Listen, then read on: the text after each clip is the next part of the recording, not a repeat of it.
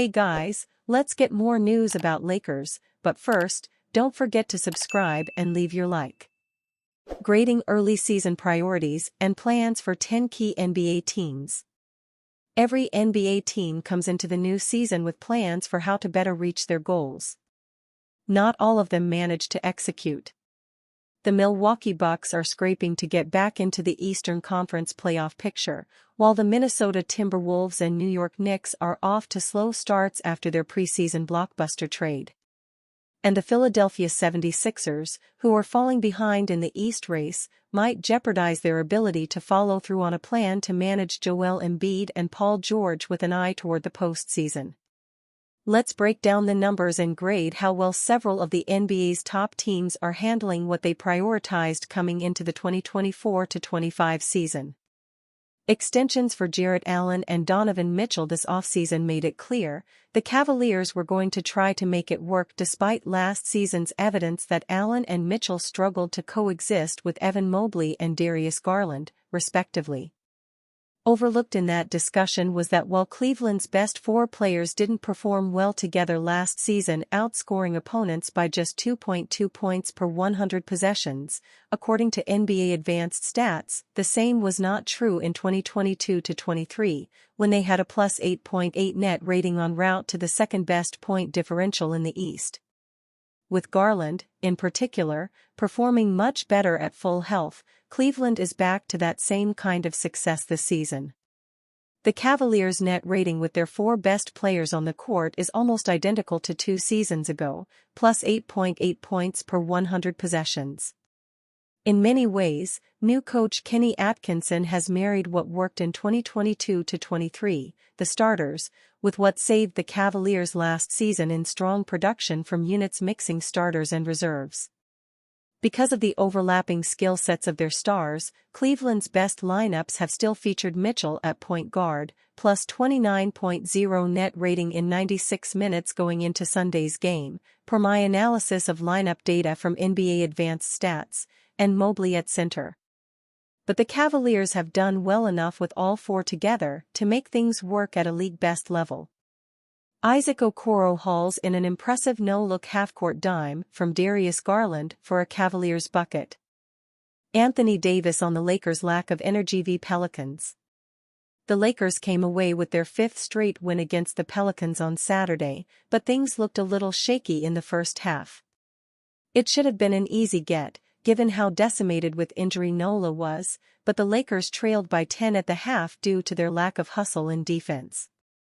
But Anthony Davis, who ended the night with 31 points, 14 rebounds, 2 steals and a block, wasn't perturbed. "I wouldn't say it's frustrating," Davis said. "Just because we understand where we are, I mean this is the second night of a back-to-back. Everybody goes through it. And like I said, they were making some shots early on. We had some good looks early on and just missed them. AR shot one off the side of the backboard wide open, like that never happens. So we had great looks, missed some bunnies around the rim. We weren't too discouraged. We actually had some pretty good defensive quarters, and we did ultimately hold them to 99 points, so our defensive rating I'm pretty sure was good this game. It was offensively where we were struggling. We knew that team was gonna play hard and they weren't going to give up no matter who they were playing. And who was playing for them.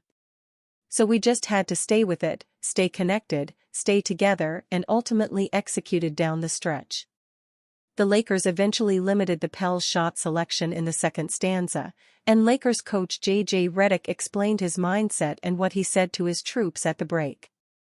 "Honestly, our defense was good, at least our first shot defense in the first half," Redick said.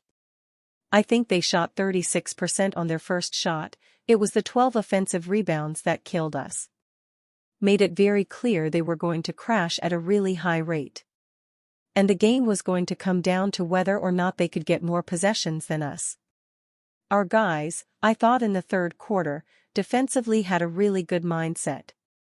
We were able to collect some offensive rebounds, they ended with 6, I think in the second half. But there wasn't really an adjustment defensively. It was just get the F.ing ball, you know? that was all it was. Hornets star Lamelo Ball is in some hot water after he used some offensive and derogatory language in his post-game, and he's spoken about it. After Saturday's 115-114 win against the Bucks in Milwaukee, Ball was interviewed on court and was asked about the team's defense on Giannis on the final play of the game. "We loaded up, no homo," Ball said. The league came down hard on Ball the next day, issuing the largest fine possible on the young star, $100,000, for his offensive and derogatory comments. On Sunday, Charlotte were beaten by Cleveland, and Ball's first comments in his post-game presser were about his sentiments the night before. "Before we get started, I just want to address the comment yesterday," he told reporters. "I really didn't mean anything by it and don't want to offend anybody. I've got love for everybody, and I don't discriminate." Hornets coach Charles Lee said he had spoken to Ball, who was very apologetic and intended to learn from his mistake. "As an organization, that is obviously not something we condone," said Lee. Lakers trade plans, grounded by guard's low market value. Los Angeles Lakers guard D'Angelo Russell continues to present a conundrum, and it appears that there's no surefire conclusion in sight. Russell has played better after J.J. Redick switched Cam Reddish in his place in the Lakers starting lineup. However, for the Lakers to improve their roster, as they indicate they intend to, Russell always appears in the rumors as their main trade chip. Yet, he seems untradeable due to a key factor that ESPN's Brian Windhorst talked about on the Hoops Talk with Alan Sliwa podcast on Friday. The Lakers are one of the more interesting teams in the NBA at the moment. On the one hand, they're 8-4 and, at least offensively speaking, a much different-looking team than last year. Anthony Davis is playing at an MVP-esque level. LeBron James just completed his fourth consecutive triple-double Friday against the San Antonio Spurs.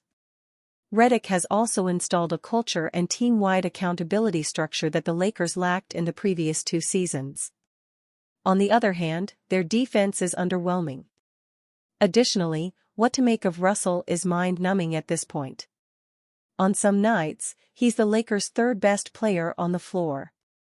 Other nights, he's unplayable and makes some very unnerving plays or takes some wish-I-could-have-that-one-back shots. The Lakers heavily depended on Russell's three-point shooting last season to resurge them into playoff contention. LA followed that up by trying to trade him during the offseason. Now, the Lakers are in a difficult position, and as Windhorst put it, they are in the middle of a can't live with him, can't live without him type of scenario when discussing DLO's low trade value around the league. For 15 Mark, his opt-out decision I thought was one of the more fascinating decisions of last offseason because quite frankly, his value in the NBA isn't that high, and we know this because the Lakers have tried to trade him and haven't found a deal that they, Pelinka has said this on the record, we can't find a deal. You know, he hasn't said it necessarily in reference to DLO, but he can't sell a house that nobody wants to buy, if only Russell's inconsistencies weren't such a glaring question mark. If he were to exit LA, the Lakers would lose out on a significant amount of offensive potential and playmaking. And you fan? What do you think of the situation of D'Angelo Russell? Leave your opinion in the comments.